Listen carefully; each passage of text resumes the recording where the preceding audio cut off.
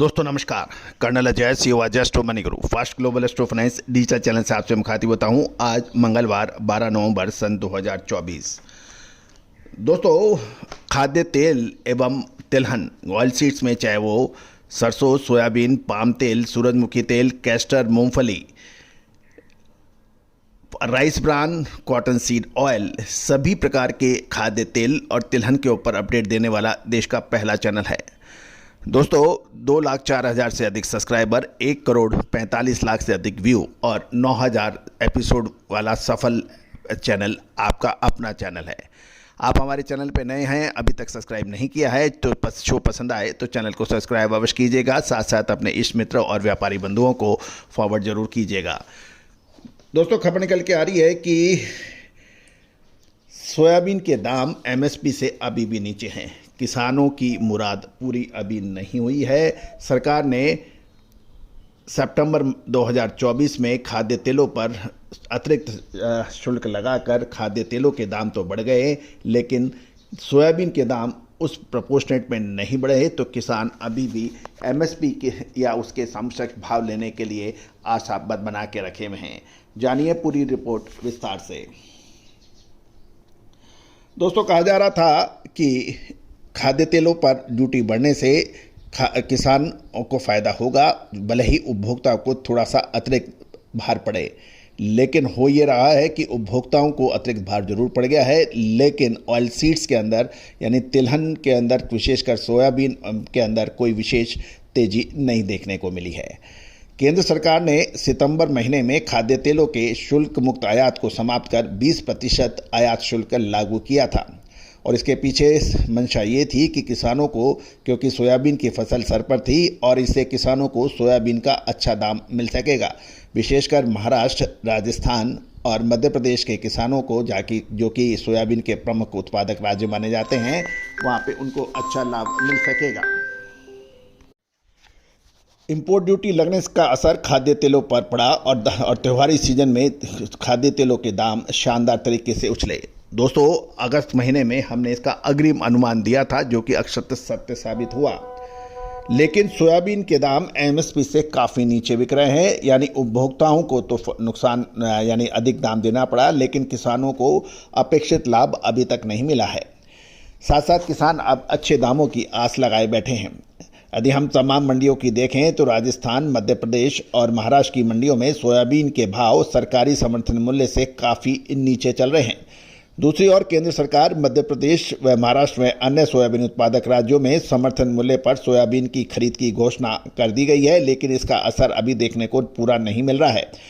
गौरतलब है कि केंद्र सरकार ने साल 2024-25 के वर्तमान मार्केटिंग सीजन के लिए सोयाबीन का न्यूनतम समर्थन मूल्य यानी एमएसपी साल 2023-24 के लिए लगभग 6.3% बढ़ाकर यानी 4600 रुपये से 292 रुपये बढ़ाकर 4892 रुपये कर दिया गया है प्रति कुंटल, लेकिन इसका औसत थोक मंडी भाव 4500 से 4600 रुपये प्रति कुंटल के बीच देखा जा रहा है। गौरतलब है कि सरकार ने किसानों को से एमएसपी पर सोयाबीन की ज़बरदस्त खरीदारी करने की घोषणा की है।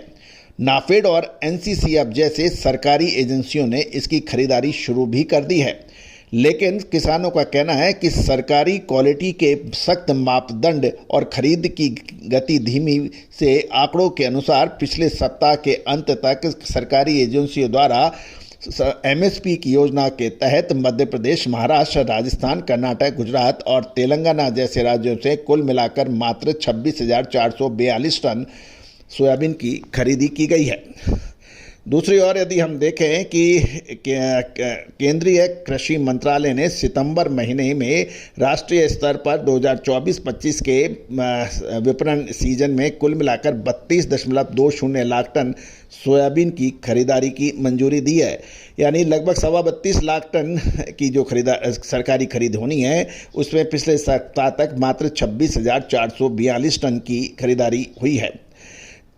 32.20 लाख टन सोयाबीन की सरकारी खरीद के तहत मध्य प्रदेश में 13.60 लाख टन, महाराष्ट्र में 13 लाख टन और राजस्थान में 2.90 लाख टन और कर्नाटक में 1 लाख टन, गुजरात में 90,000 टन और तेलंगाना में 50,000 टन की खरीदारी का प्रस्तावित शामिल है। इधर मध्य प्रदेश में अब कम भाव देकर सिर्फ जरूरतमंद किसान ही सोयाबीन बेच रहे हैं और इंदौर मंडियों में सोयाबीन की ऊंचे दामों पर प्लांट की लेवाली बेहद कमजोर और आवक अच्छी होने के कारण भाव में नरमी दर्ज हो रही है। कल सोमवार को देखें तो प्लांट्स के भाव 4450 से 4500 रुपये प्रति क्विंटल बताए गए और सोया तेल का कारोबार सामान्य रहा। इसमें कोई 3 से 5 रुपये कुछ इलाकों में तेजी दर्ज हुई, अन्यथा कोई खास फर्क नहीं पड़ा है। दोस्तों, कुल मिलाकर स्थिति यह है कि अब जो सरकार के जो एमएसपी के ऊपर सरकार की जो 23.20 यानी 32.20 लाख टन यानी करीबन 32.25 लाख टन सोयाबीन की खरीदारी जैसे जैसे प्रगति करेगी वैसे वैसे सोयाबीन के भावों पर फर्क पड़ेगा। जिसमें महाराष्ट्र में 13 लाख टन, मध्य प्रदेश में 13.60 लाख टन और राजस्थान में लगभग 2.90 लाख टन पर होती है सबकी नज़र।